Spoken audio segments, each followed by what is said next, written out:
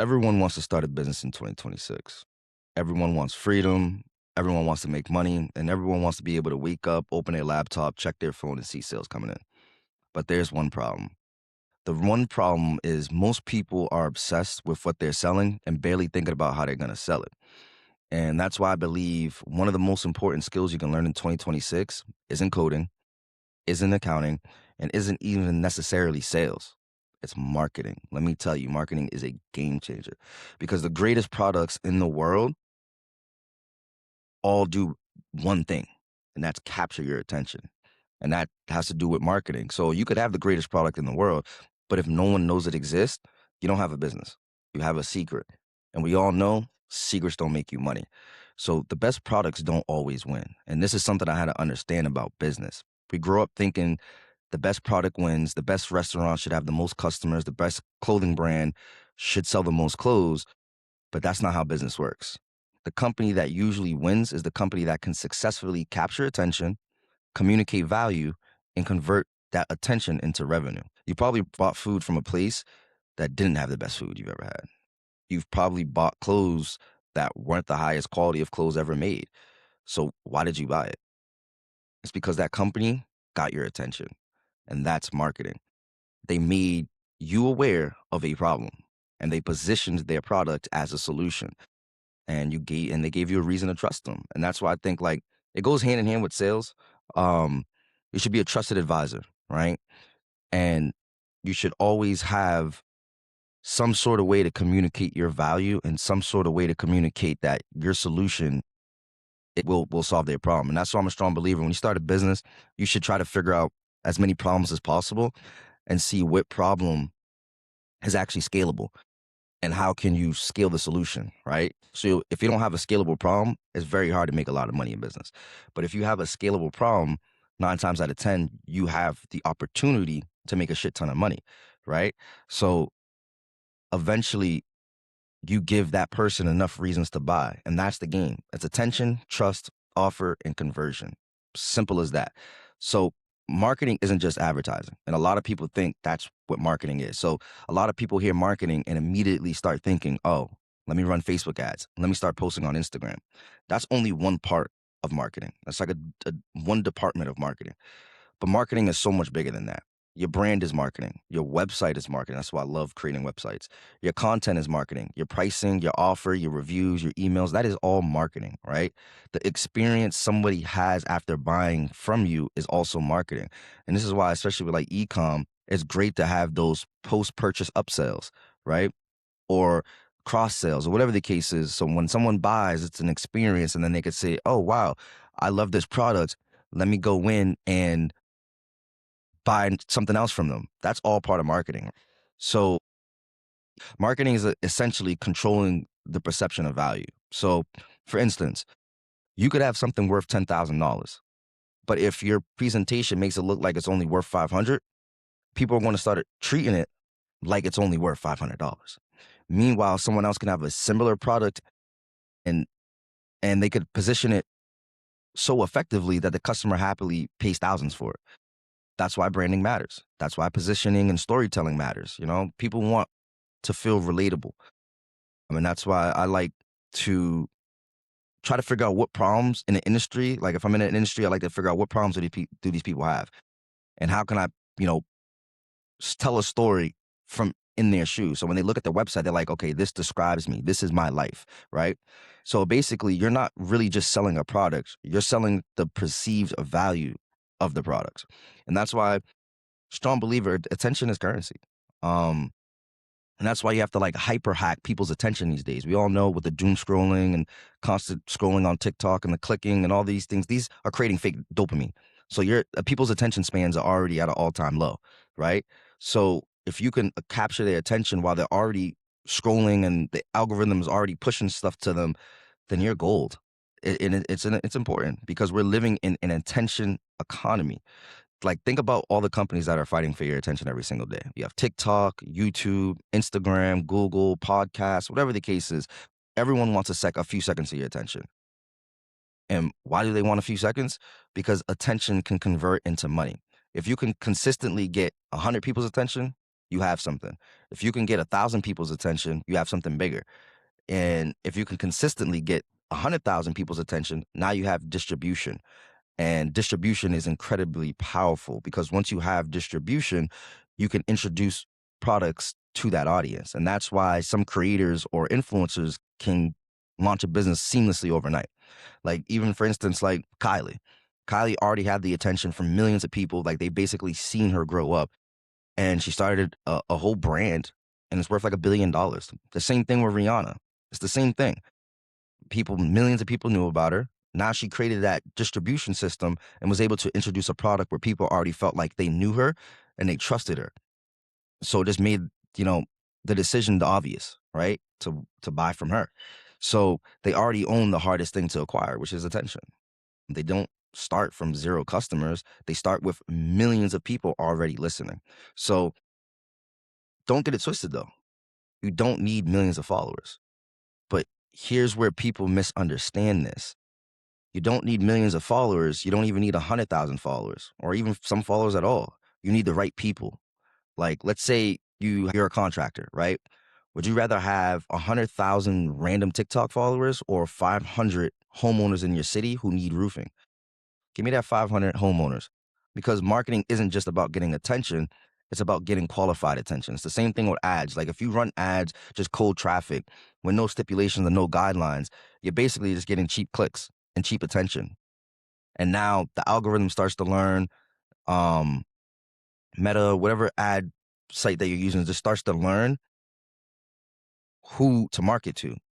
And if it's just marketing to people that aren't qualified, you're basically just lighting your money on fire. But if, like, you run certain campaigns, you have certain stipulations, and eventually the algorithm starts pushing that the people who, one, have bought similar products, or two, have bought in products from your competitors. And this is why that matters. So you want to get qualified attention. And that's the huge difference, because views don't automatically equal money. Followers don't automatically equal money, right? And traffic doesn't automatically equal money. The question is, are the right people seeing my offer? I mean, a lot of people just don't understand that the right people have to be seeing your offer in order for you to get that offer out there and actually convert on that. So this is why it's extremely important for every business to have a customer acquisition system. This is where I think entrepreneurs need to change how they think. Like, don't ask, how do I get customers? Ask, what is my customer acquisition system? You know what I mean? Because you don't want your business surviving off random referrals and luck. You want predictability.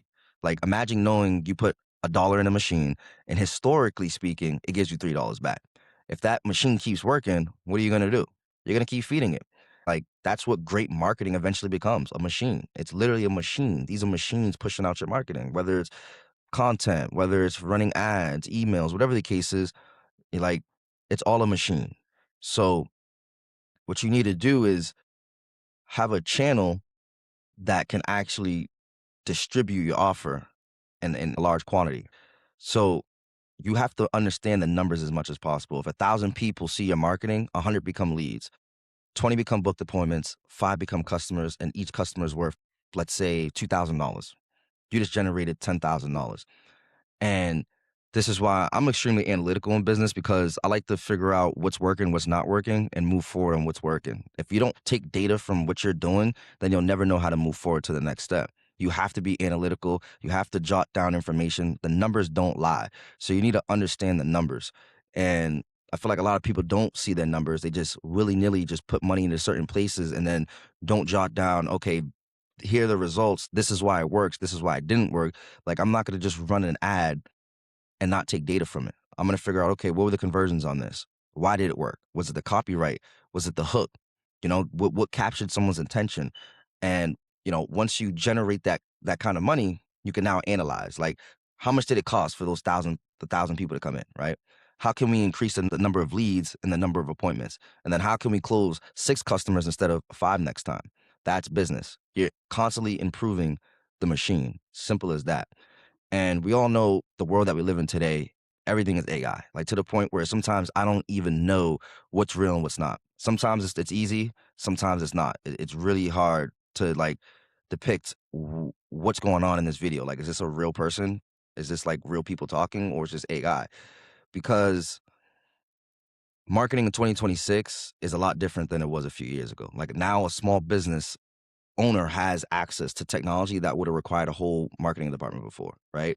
And then AI can also help you research your customers, write emails, analyze calls, etc., which then help you with your customer acquisition funnel. Simple as that. Um, but the one thing you need to understand is AI does not replace marketing knowledge. It doesn't. AI multiplies marketing knowledge. If you don't understand your customer, AI can help you produce bad marketing faster, right? If you don't understand your positioning, AI can produce generic positioning faster, right? So the tools don't replace the fundamentals. You need to understand that. You also need to understand like who your customer is. What problem do they have? How painful is that problem? What have they tried before? Why should they choose me? And why should they buy now? Those questions matter forever, no matter what. Those questions will always matter. And I feel like it goes hand in hand with like sales. People love talking about themselves. So if you let someone talk, eventually they'll start selling themselves. They'll start telling you the problem that they have, how painful it is, what they've tried before, how much money they've spent, what they're looking for now, what qualities they're looking for in this solution and opposed to the last solution. And eventually going with you would be the obvious answer, right? And that's where it's like sales and marketing go hand in hand, but marketing is like just way bigger on the spectrum of, I guess, customer acquisitions. Um, but they go hand in hand. You have to be a trusted advisor in the room. You don't want to make every conversation or every marketing ad or content, you don't want to make it transactional. Because as soon as someone feels like they're being sold to, that sales defense mechanism goes up. And then they start getting defensive. Then that's when the rebuttals and the objections happen, right? Um, so you want to make sure it's just natural. Capture their attention, make it seem like, oh wow, this is me. This is my life right now, right? And a big thing is that I see a lot of people do. Like I went to a networking event last week, and I met a lot of great people. So I take knowledge from them, and I kind of just jot it down. I go on FaceTime with some of these guys, and I just try to take as much information as possible.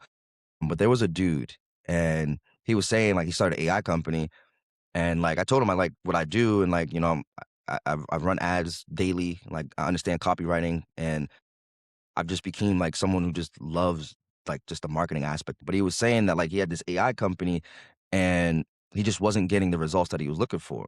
So I looked at his site, I looked at some of the ads that he did, and I'm saying, okay, this is something that a lot of people have trouble with. Stop selling features. And that's another major marketing lesson. Stop selling features, but sell outcomes. People want to have a feeling when they buy from you. If they can visualize that feeling once they buy from you or before they buy from you, you're gold. Like, it doesn't even have to make sense. People don't buy off logic. They buy off feeling, right? So if they feel something when they're talking to you, or you're talking about the solution that you have for their problems, they'll most likely be interested in moving forward with you. You have to sell incomes, like or outcomes. I said incomes. You should make income, but you should sell outcomes to make income. But nobody wakes up excited because your software has 37 features. They're thinking, can this make my life easier? People want convenience. There's a reason why Uber Eats and DoorDash, there's a reason why these places exist. Even dating apps, it's a convenience. Instead of going out looking for people, you have it all right there. People will pay a premium for convenience. And that's one thing I learned about business. So the homeowner doesn't really give a fuck about every technical detail about your equipment, right? They care about my house isn't freezing anymore, right?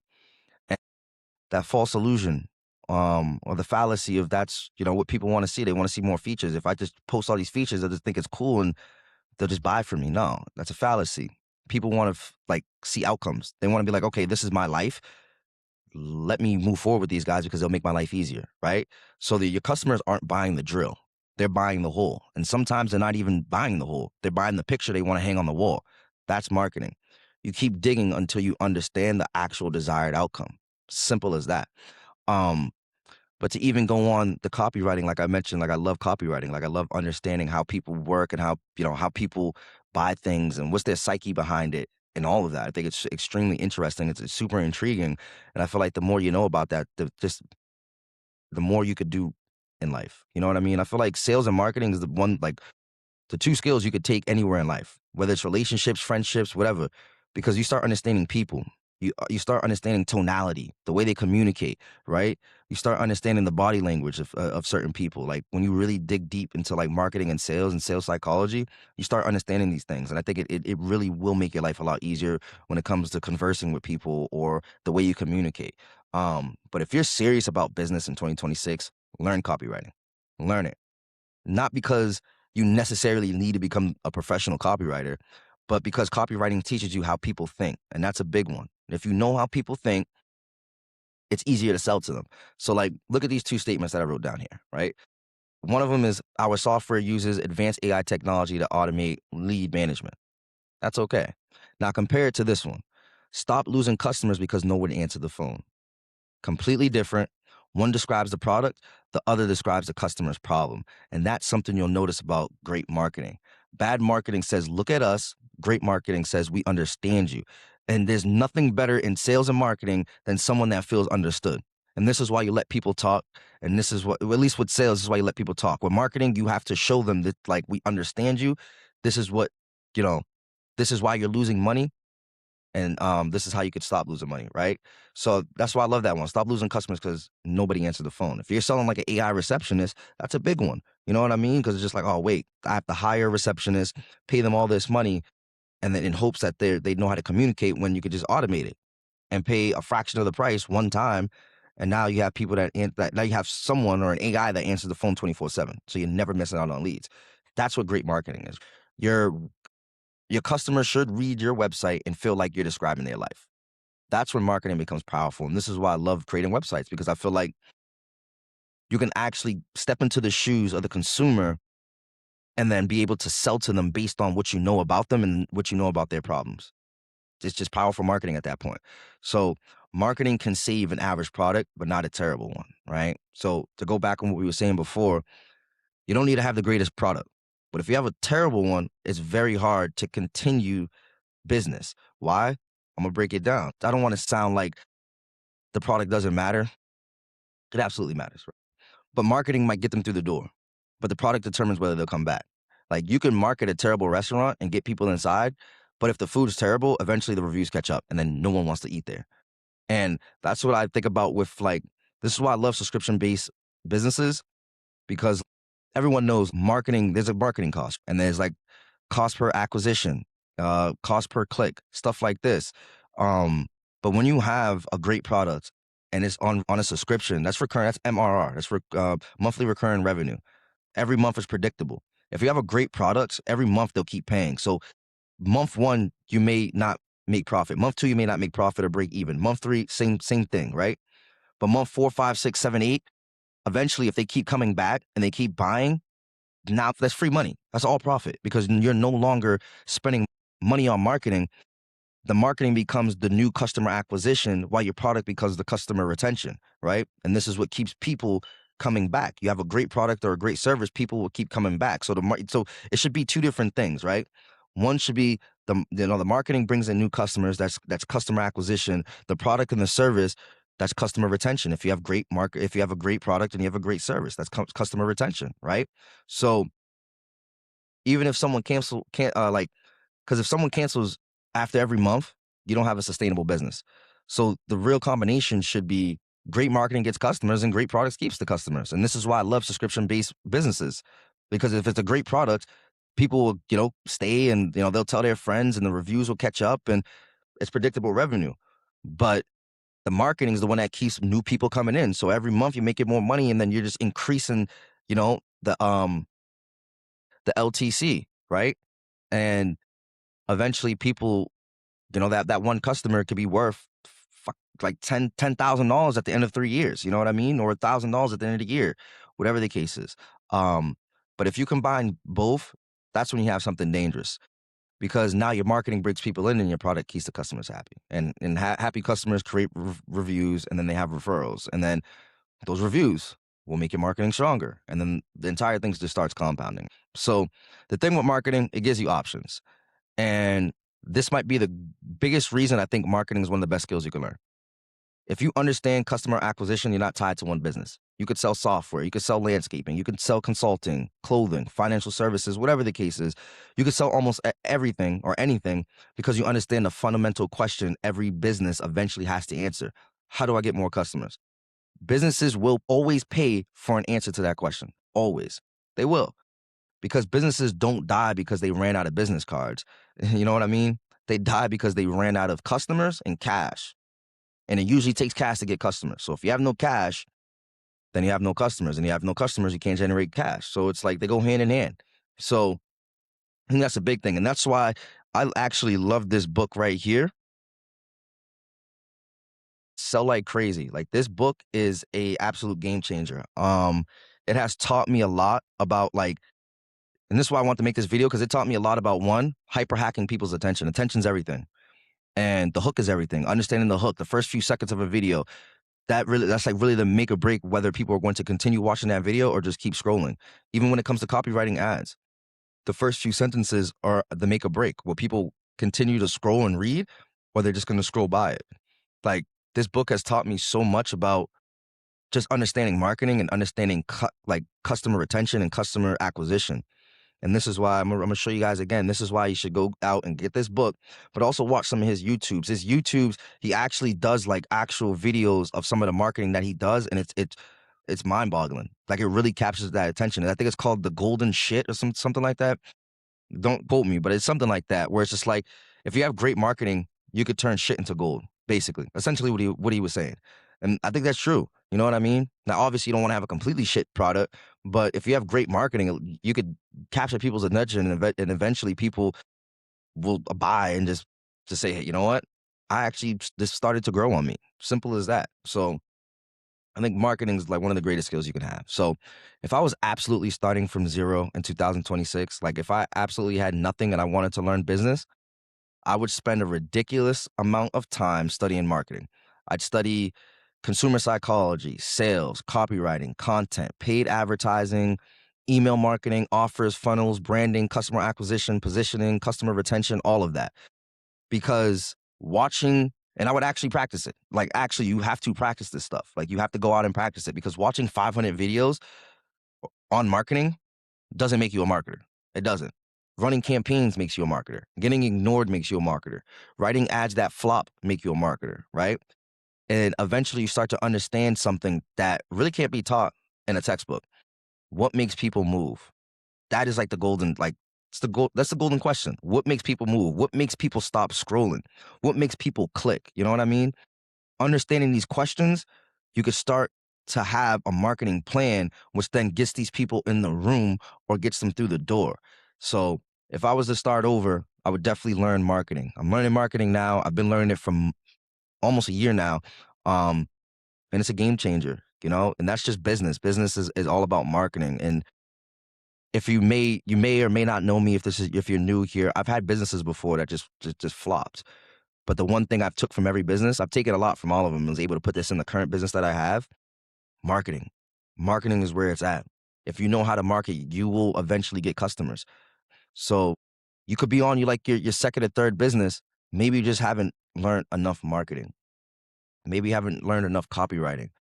So never give up on something, because there's always a missing puzzle piece that you could add to the puzzle.